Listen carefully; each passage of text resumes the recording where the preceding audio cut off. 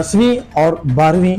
Class के जो बच्चे अगर स्कूल चेंज करके किसी और स्कूल में जाते हैं एडमिशन लेने के लिए, तो ऐसे में उनको 3,000 रुपये का शुल्क देना है।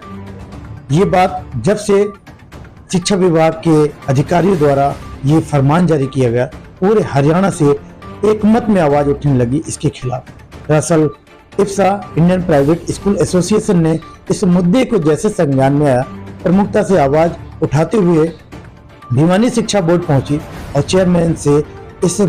इस मामले को लेकर संज्ञान में लाने के लिए इससे होने वाली समस्याएं, खासकर बर्डन जो एक्स्ट्रा पेरेंट्स या फिर स्कूल संचालकों पे पड़ने वाली है, इसको लेकर जागरूक किया। लेकिन बात रुकी नहीं और ये बात लगातार हरियाणा के कोने कोने से ये आवाज उठने लगी और मांग होने लगा कि इसको कहीं ना कहीं शिक्षा विभाग वापस ले और इससे स्कूल संचालकों को या अभिभावकों को राहत मिले। सर देखे तो आप लोगों का प्रयास रहा,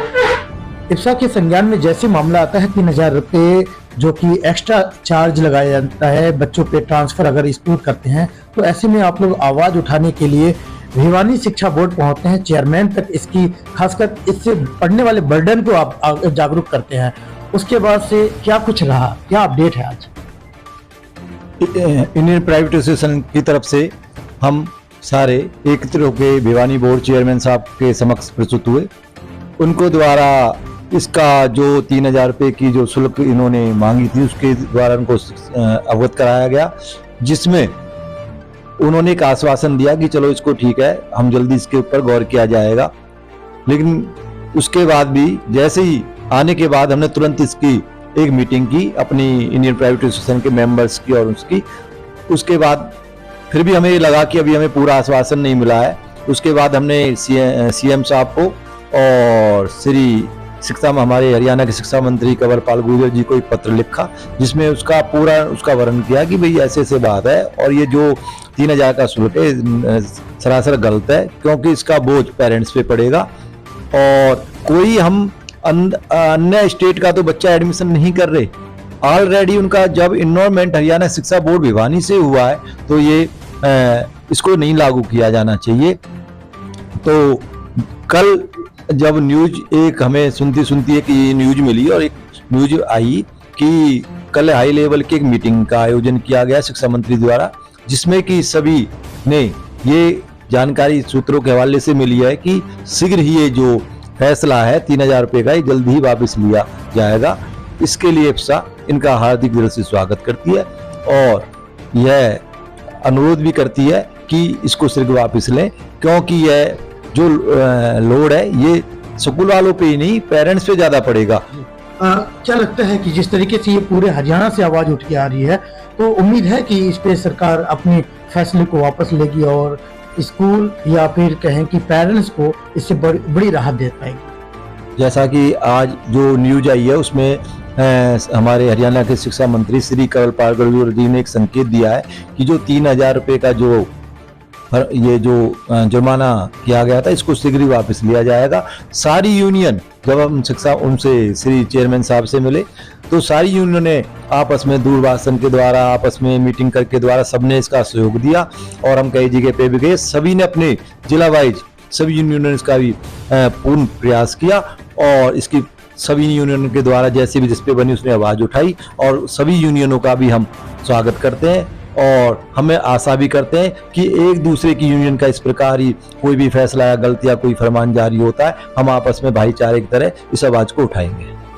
अमित सर, जिस तरीके से देखें कि अभी तो थोड़ा सा ये प्रमुखता से ये आवाज उठाया है और समय रहते आवाज उठा, तो हो सकता है कि इस पे जो शिक्षा विभाग है या फिर मंत्री जी हैं इस पे कुछ एक्शन लें और जनता हित में इसका फैसला है। लेकिन और कई ऐसे मुद्दे हैं इसकी आड़ में दब रहे थे, जो और समस्याएं हैं। कम से कम पीएनएन के माध्यम से आप जैसे एक लीडिंग आज के टाइम में एसोसिएशन आप लोग चला रहे हैं, तो वो मुद्दा उठ की जाए, कम से कम उस पर भी संज्ञान डाला जाए। क्या और मुद्दे हैं? पीएन टीम का स्वागत करता हूं कि वो स्कूल की समस्याओं को काफ़ी ऊपर तक पहुंचाती है और इसी वजह से, क्योंकि ज़मीनी स्तर पर जो ऊपर के लोग हैं वो नहीं समझ पाते कि उसका क्या इफेक्ट पड़ेगा। जैसे कि हमारे जो चेयरमैन साहब ने एफसीबीसी की तर्ज पर ये करने की कोशिश की, अच्छा करने की कोशिश की, पर क्या है कि हर चीज़ ज़मीनी स्तर पर उतना फ़ायदा नहीं दे पाती। तो ये जब तक हम उन लोगों तक ये बात नहीं पहुंचाएंगे तो उनको ये चीज़ नहीं समझ आती। तो मैं अपने माननीय शिक्षा मंत्री जी का, कौन गुर्जर जी का और चेयरमैन साहब का, अगर इस तरह का जो सुनने में आ रहा है कि वो वापस लेने की मूड में है, तो मैं उनका विशेष धन्यवाद देना चाहूँगा, क्योंकि हमारी जो बीजेपी सरकार है वो गरीबों की सरकार है और वो सुनती है। पर उनको पता तभी चलेगा जब हम लोग उन तक वो बात पहुंचाएंगे कि जमीनी स्तर पे उसका क्या इफेक्ट आ रहा है, क्या नहीं आ रहा। तो मैं अपनी संस्था इप्सा का और जो सभी जिलों से संस्थाओं ने जब आवाज़ उठाई, उनका आभार प्रकट करना चाहूँगा कि उन्होंने उनके कान तक पहुँचाई। और अगर वो ऐसा करते हैं तो हम उनका बहुत आभार प्रकट करते हैं, उनकी स्वागत करते हैं इस बात का। और इसके अलावा और जो छोटी छोटी समस्या हमारे स्कूलों का आ रही है, MS पोर्टल पहले जैसे खुल नहीं रहा था, तो पेरेंट्स जैसे जो सरकारी स्कूल में जा रहे हैं, दूसरे स्कूल में जा रहे हैं, TC मांग रहे थे, तो उसमें उसका नाम नहीं आ रहा था। अब नाम जो सॉफ्टवेयर में, क्योंकि सरकार ने क्या है, शिक्षा विभाग ने सॉफ्टवेयर चेंज किया है, तो अब जो सॉफ्टवेयर चेंज हुआ है तो अब उसमें फादर नेम मदर नेम आ रहा है, पर वो एडिट नहीं हो पा रहा। फैमिली ID का जैसे इन्होंने लगाया है, तो वो भी एक अलग समस्या है कि ये जो सरकार है, शिक्षा विभाग है, ये दो तरफा नीति चलती है, सरकारी स्कूलों के लिए अलग और प्राइवेट स्कूलों के लिए अलग। अब जैसे OTP आता है वो वहाँ पर टीचर के पास आता है, और यहाँ पर OTP पेरेंट्स के पास आता है। तो पेरेंट्स क्या OTP देते हैं, झिझकता है। में आ रहा है कि फैमिली ID से कुछ लोगों ने एडमिशन की है, तो उसमें क्या है कि जो फैमिली ID में डेट ऑफ बर्थ है बच्चे की,